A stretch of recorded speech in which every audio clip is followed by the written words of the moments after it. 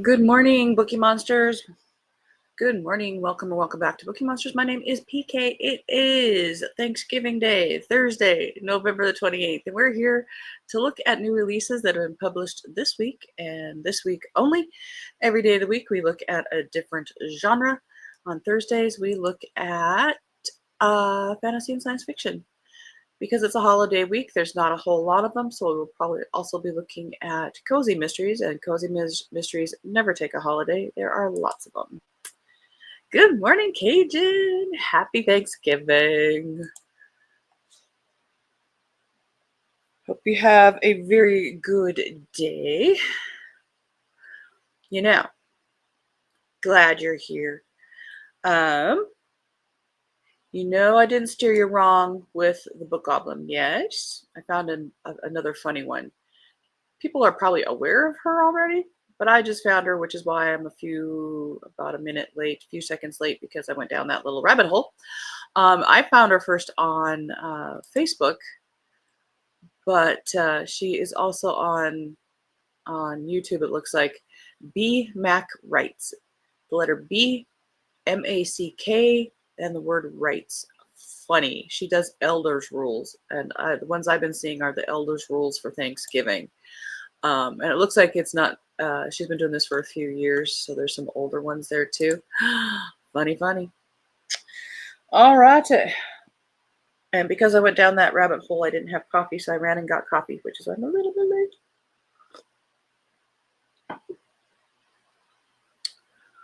All right.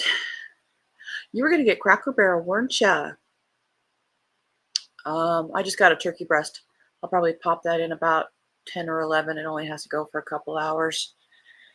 And we will do the basics, but lots of them. The potatoes, gravy, and stuffing, and a vegetable with a K. And it's all one word. Here, I'll write it. Woo!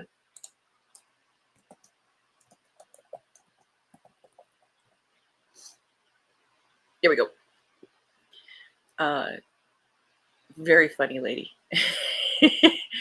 I don't know what she writes. I was kind of surprised that was her name, so maybe she also writes. Again, people are probably aware of her, but it's new to me, and I love finding new things. So we usually eat dinner around 12 or 1, and then, which lets you have leftovers later tonight. Got, sandwich makings and so forth. So it's going to be just a relaxing kind of day for us. After we're done here, I'll take Keo for a walk, and then we might go back to bed. We'll see. Yes, I am, and my neighbor gave me a plate. Oh, nice. They're going to South Georgia today. Now, I have seen, being you down there, that there are some staples in the Thanksgiving dinner that are not staples up here closer to the Canadian border, like mac and cheese. Is that a thing? Do you have to have mac and cheese with your Thanksgiving dinner? It seems like a whole lot of extra carbs, but that's what the holiday's about.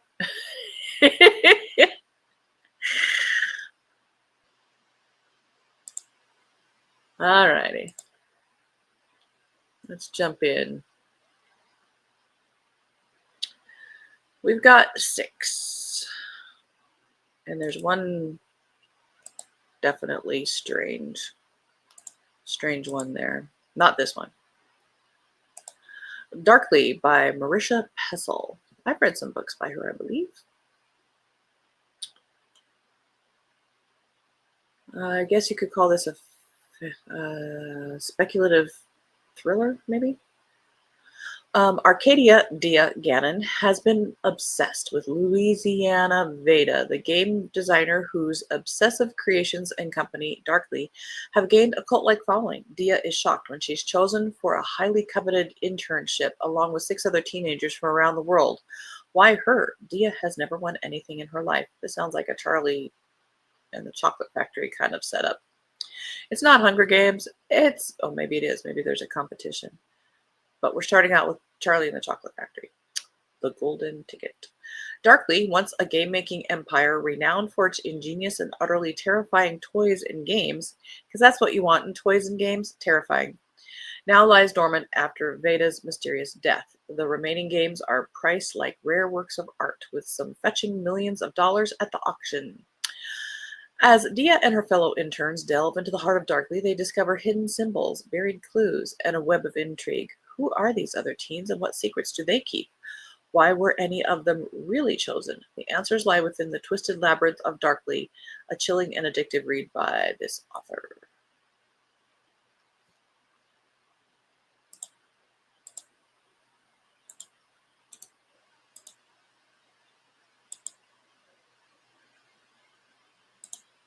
South equals carbs. Yes, my friend from was astonished that mac and cheese is a side dish down here, not just Thanksgiving, not a main. And you guys do mac and cheese right down there. I mean, it's not the orange box of orange stuff. Um, Not complaining, but it's just never been a tradition up here. And we have greens. Oh yeah, collard greens, not a tradition up here. Um, for me, my heritage is Norwegian. You always have to have lefse, and of course I don't make it because it's an endeavor. But the grocery store does carry a frozen kind, and we had some last night.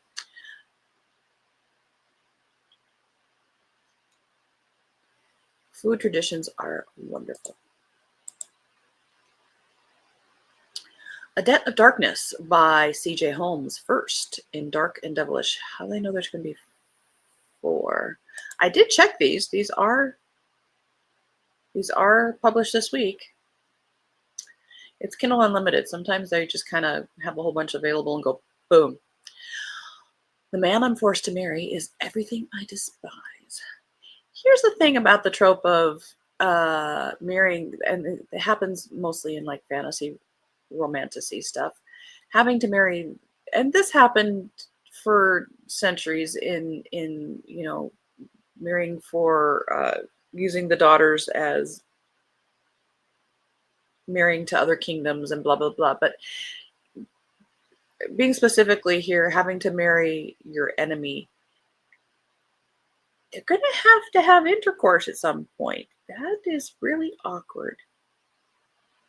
The man I'm forced to marry is everything I despise. Henry's reputation makes men tremble in fear and women quake with something else. He demands complete obedience, and his deals are as sordid as his past. He gets exactly what he wants, and what he wants is me.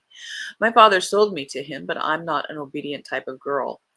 Why would you read this kind of thing? Henry, well, I get it. Don't worry. Everybody, there's a book for everybody. Henry won't get what he wants this time. Not from me. You got that chastity belt, honey? Not even when he looks at me with longing and his touch makes me burn. Not when I'm going to make him pay for everything he's stolen from me. He's about to discover that even he can't buy my heart unless the price he's willing to pay is far higher than I ever thought a man like him would. This is a dark and spicy paranormal romance featuring an anti-hero, a strong heroine, and contains scenes and references to abuse, assault that some readers may find triggering, along with graphic sex scenes and violence. This is a dark book, suitable for 18+ readers only. I don't know, I really wasn't getting that impression at all. Oh, the snark is strong today. I haven't had a whole lot of coffee. Plus sweet potato casserole with pecans and marshmallows on top. And yes, that is a side too. I was never a fan of sweet potatoes, yams, even though they were made very sweet, even though you could put marshmallows on them. I was never really a fan. My favorite at Thanksgiving was and is stuffing and black olives. Have you seen Jolly, the 2 British guys who have been coming over here for years and trying different foods? And was it last week? They've made friends with some restaurant guy here, and because he was having them try different pies, and last week was like a whole meal, and the sides just kept coming. Didn't have mac and cheese though. I wish the publishers would see the value in Kindle Unlimited. I think the volume would make up for sales. Absolutely. You can limit yourself an entire year, if not the rest of your life, to Kindle Unlimited, and you would never run out of things to read. I know. Daughters of Bronze, a novel of Troy by A.D. Rhine. Now we're talking. Lost between the timeless lines of Homer's epic, the women of Troy finally stand to be counted. Their story is one you've never encountered, and it will change the fate of Troy forever. Andromache has proven herself a capable leader, but can she maintain that hard-won status now that she is the mother to the city's long-awaited heir? With enemies closing in, Andromache must bring together a divided city in time to make a final stand. Rhea is a Trojan spy, but she never expected to find love in the enemy camp. When the final battle lines are drawn, Rhea must decide where her loyalties lie and how much she is willing to lose. Helen is no longer the same broken woman first brought to Troy as a captive. Given a second chance at life, she must cast off her shroud of grief and use her healing gifts to save Troy's greatest hope. Cassandra has seen Troy's fate, but she knows the truth is only as valuable as the person who tells it, and few in Troy value her. All that is about to change. One hero will rise, another will fall, and this time Cassandra will have her say. From the highest tower to the most humble alley, the bloody beaches to the highest plain, Daughters of Bronze is the thrilling conclusion to the duology. That began with Horses of Fire and breathes life into the Troy of myth and history. Of course, if you're of a certain age, saying the word myth always brings to mind, it's a myth, and Carol Kane popping in and going, yes? All right. Gen X is speaking again. But I've always loved mythology. Tale of the Heart Queen by Nisha J. Tooley, 4th in the Artifacts of Uranos. Hang on, coffee. This is the last of my s'mores coffee.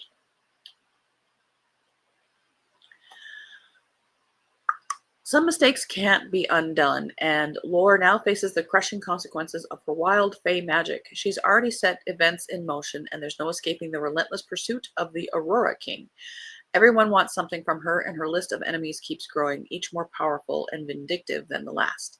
Lore is fighting for more than just her freedom. She's fighting for her soulmate, her family, and her chance to bring peace to Uranus itself. But with every blast of her uncontrolled heart magic, Lore risks not only the lives of those she loves, but making the same doomed mistakes as her grandmother, ones that rip the very fabric of the kingdom apart. Lore has no choice but to follow the path before her, because powerful forces now shape and shift her fate, and the Heart Queen now faces the ultimate test, if she's ready.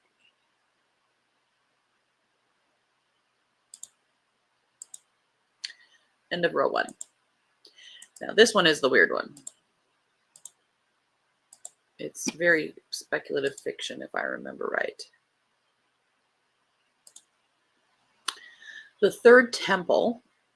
This is a work in translation. This written by Yishe Sarid and translated by Yarden Greenspan. Oh, it wasn't weird. It was, this is an Israeli author, but it has won awards, the Bernstein Prize. But to me, I thought it was like, is this positive or negative about it? In a near-future Jerusalem, harrowing omens plague the city, a desecrated altar, an unbearable stench, a rampant famine. Shaken but devout, Jonathan, the royal family's third son, continues to hold services and offer animal sacrifices at the prophesied Third Temple, built to consecrate the founding of the new kingdom of Judah. His father, Israel's self-appointed king, has abolished the Supreme Court. The Torah is the law of the land, and only people of the Jewish faith are allowed in. When war breaks out and an angel of God begins to torment Jonathan, warning him of his father's sacrilege, the foundations of the young priest's faith and then his world begin to give way. Winner of the prestigious Bernstein Prize, the Third Temple plunges readers into a tempest of fanaticism, betrayal, and destruction. Where does the power of man end and the power of God begin? With chilling resonance, this vivid novel from one of Israel's leading authors sounds an unforgettable warning amidst rising extremism. It's here because it's speculative, set in the near future. And we honestly needed more fantasy, sci-fi, speculative stuff in here. It sounds interesting. I don't think I'm interested, but I see myself not making time for it. But it's very interesting concept. Kalina the Cutthroat. I'd ask for a better nickname. Elijah Kinch Spector is the author. Radiant Basket of Rainbow Shells, scholar of curses and magical history, has spent several years on a research expedition, that's the name, abroad in Coruscant, one of the 4 kingdoms of the Tetrarchy. When Radiant's home country of Loasht suddenly revokes his citizenship and that of his entire ethnic enclave, he soon finds that Coruscant is no longer a safe haven either. He needs someone to help him escape, someone with the sheer cunning to escort him to safety. The perfect candidate is Kalina Aljosanova, a crafty, mysterious mercenary with an uncanny reputation.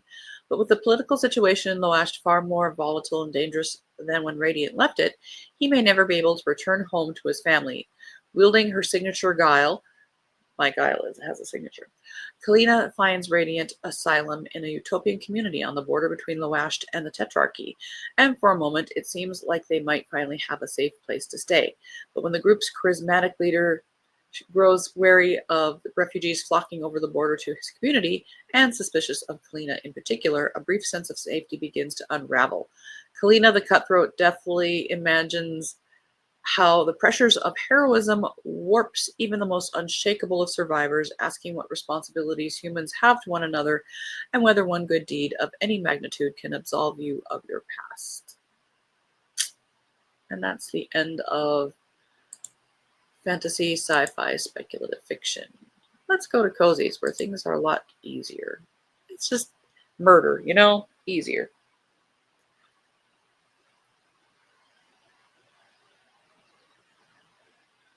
If you hear something in the background, I'm running the dishwasher. I pulled out the turkey pan thing, and it's probably been sitting there for a year, so I decided to wash it. All right, does anybody remember where we left off?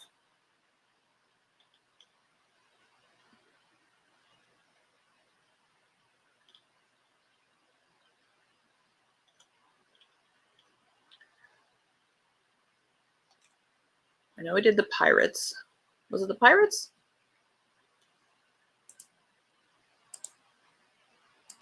Wow, why does Monday seem so long ago?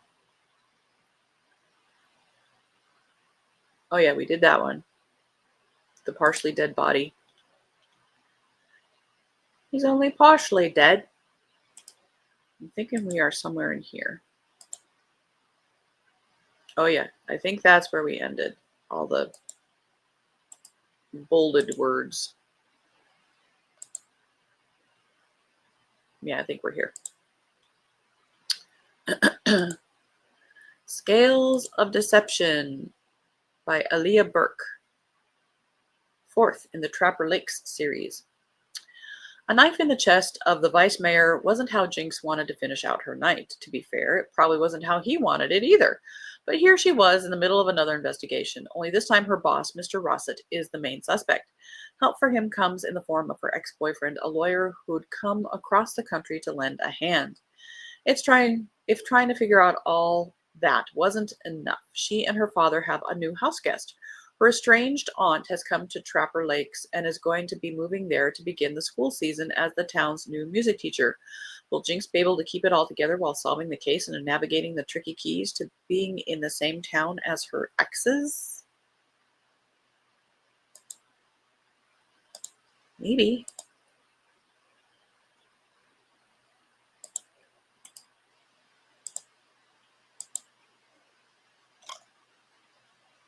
Let me...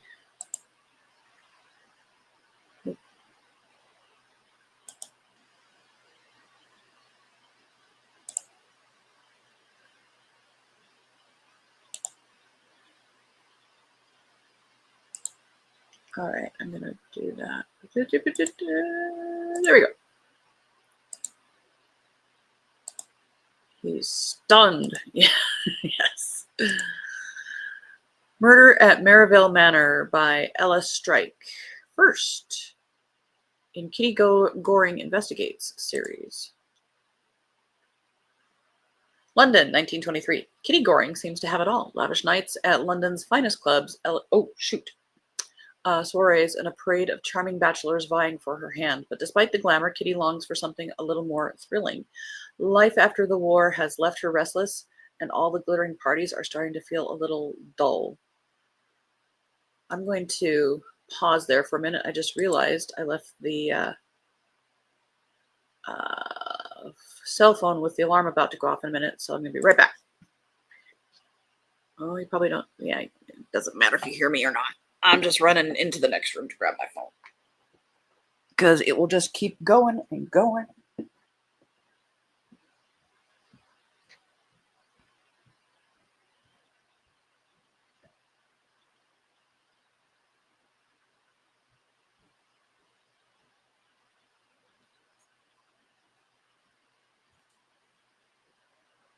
Okay, I'm back. See, I told you, it's about to go off. All right. Can you tell we're a lot more relaxed today? I'm even still in my pajamas. All right. In a bid for excitement and to avoid her mother's constant reminders that she really ought to be searching for a husband, Kitty dreams up the perfect diversion. Let's solve a murder. Anyway, a playful mock robbery at her family's grand estate, Maryville Manor. It's all meant to be fun until one of the guests turns up very much dead. With a real killer on the loose in the quaint village of Hampstead, Kitty's keen instincts kick in. Forget matchmaking, Kitty's determined to unmask the culprit before anyone else falls victim. With a sharp wit and a flair for mischief, she dives headfirst into the investigation.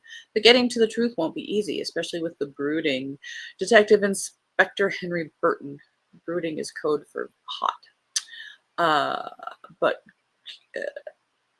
Detective, I got momentarily distracted by hotness. Detective Inspector Henry Burton underestimating her at every turn. Murder mystery and a dash of romance. Kitty's got her hands full in this charming whodunit.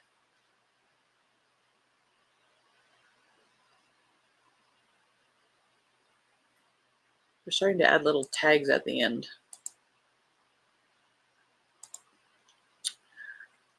How many are there? Okay, we'll do another row here at least. Got to save something for tomorrow. Dark Roast Mortem by Angela Mabel.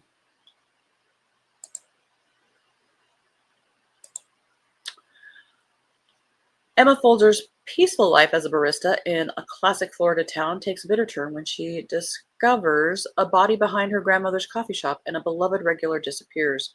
As a murder investigation unfolds, Emma becomes entangled in a mystery as ominous and deep as a dark roast and overflowing with secrets and suspects.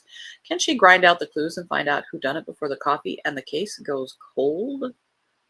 First in a new series.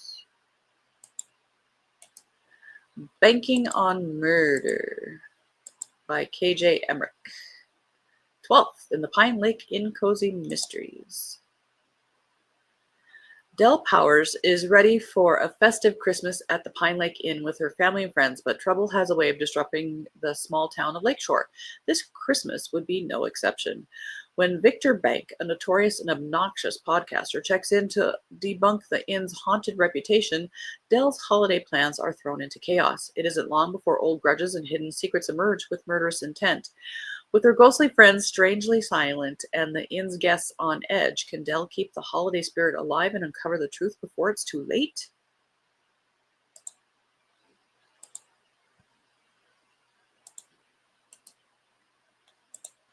Whole lot of Wreath Hunt. Maplewood Cozy series described as a persistent autumn world by Kayla Henson, third in that series. When Maplewood's famous Harvest Friends Feast wreath vanishes just hours before the celebration, the whole town is in an uproar. The handcrafted wreath, made by Helen at Harvest Blooms, is the event's crowning jewel. Literally. Without it, the opening ceremony can't begin, and the festival's cherished tradition hangs in the balance.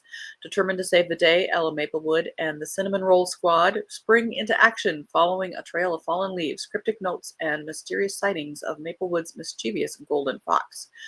But with competing wreath makers and well meaning pranksters adding to the confusion, this cozy mystery is turning out to be more tangled than a bundle of vines. Can Ella and her friends find the missing wreath before the Harvest Friends feast falls apart? Or will Maplewood's most anticipated celebration turn into a harvest of chaos? It's too bad they didn't put that one out at least a month ago, because now people are turning to Christmas rather than autumn. Slaying at Stanway, a Cotswolds Classics series by A.C.F. Brookins.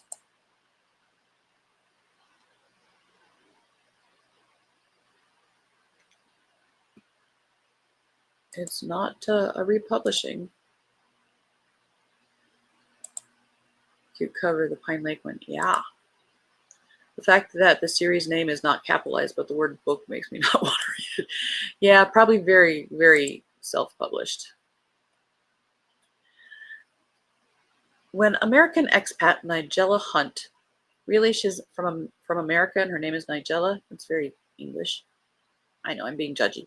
Agrees to help her friend with the flowers for a wedding at the Grand Stanway Manor. She expects a day of romance and celebration, but when the cantankerous wedding planner is found dead among the roses, the festivities take a deadly twist, and Nigella finds herself caught up in her very first murder mystery. With all eyes on the guests at Stanway Manor, a historic estate rich with secrets and ties to J. M. Barrie's Peter Pan, Nigella's curiosity quickly pulls her into the investigation. As she digs deeper, she realizes this case is no fairy tale. Hidden motives, swirling secrets, and clues embedded in the manor's storied past make every revelation more unexpected. Set against the picturesque backdrop of Stow-on-the-Wold, Slaying at Stanway offers cozy mystery lovers an enchanting escape filled with literary charm, village intrigue, and a dash of danger. Can Nigella solve the case before the killer strikes again? Oh, goodness. I closed the wrong tab. Oh, I guess that's a sign. We're done. I was going to show you. That's a new series she's starting. Bookends. Oh. Get in on the beginning. I was going to show you. I was going to start a book tomorrow. And you might already be aware of it. It came out with sometime in the last couple months, I think. It's a Christmas book, but it's a mystery, but it's set up as an advent calendar, and you read a chapter a day. No, I'll start the prologue on Sunday, and December 1st being Monday, you get a chapter a day for 25 chapters. And it is Christmas at Glitter Peak Lodge by Kirsty Herlin Johnson, translated by Olivia Lasky. It is set in Norway and apparently Norwegian. Came out October 1st. But it is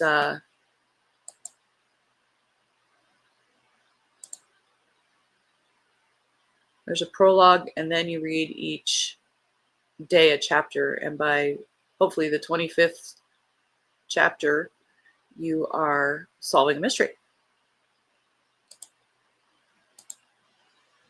So a little twist on the choose your own thing. Looking that up. Yeah, thought you might be interested in that. I thought that was kind of a fun concept.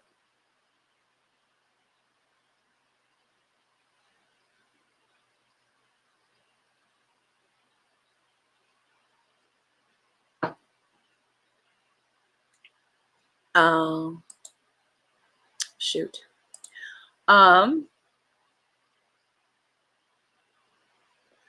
Do you know if they have that Kindle borrowing thing? can it be borrowed that way? Like, because I bought it. Would there be a way for me to, and we could read it at the same time, kind of borrowing? I don't know how that works. I've never done it.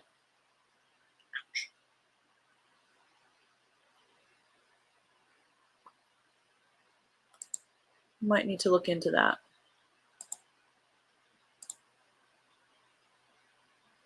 I don't even know where to look in the, we'll have to do some research on that.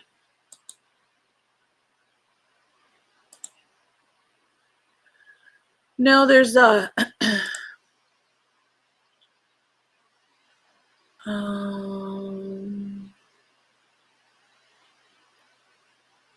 let's go to here.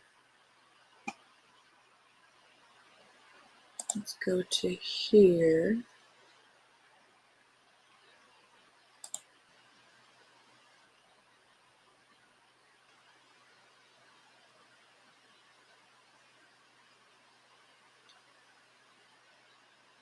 Can it be a, do you want to be listed as my child?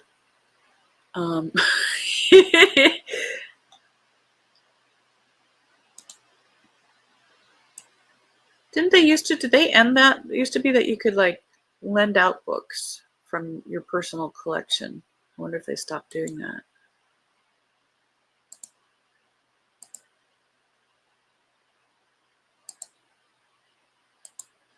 Although anything, not sure how that works. Not many do it, I don't think, but thank you for thinking of that. We'll do some research on that and see if it's possible. We have, yeah, I'm sure people were abusing it like mad, but we'll do some research into that. We can start the prologue on Sunday if we do it. Well, yeah, they might have ended it, but we'll find out. All right. Well, we'll leave the rest of the cozy mysteries for tomorrow because we do have it tomorrow. Feel my body. Books for buddies. Well, I hope you guys have a good Thanksgiving. I do have sprints tonight, this afternoon, starting at, for me, it's afternoon. It's at 4 p.m. my time, but 6 p.m. Eastern, and it'll go for 4.5 hours. It's our usual Thursday evening sprints, but starting 2 hours earlier and going for the same ending time. So 4.5 hours. If you want to come hang out and have some company, if you want to have a break from family, after or just come and relax and listen to ambiance after cooking, cleaning, socializing, whatever it is, come hang out. Again, it starts at 6 p.m. Eastern time and we'll go for 4.5 hours. In the meantime, please have a very safe and happy Thanksgiving in the U.S. If you're not in the U.S., have a very good Thursday, and we'll be here tomorrow morning. And after today's sprints, our next ones are on Saturday afternoon. Going to work on Christmas cards today, I think. Oh, nice. And start my next Donna Andrews. Always read one on Thanksgiving. Oh, Christmas one. That's a good tradition. My goal for this 4-day weekend, our only one, is to finish the 3 books. Actually, it's probably going to be 2 books. I think City Spies has to go back to the library today. But finish the 2 books, work on the wedding blanket crochet. And I really need to like organize yarn, but that one's, you know, like way low priority. I'd like to finish the 2 books I'm going on at the moment. Have a good day. See you tonight. Absolutely. All right.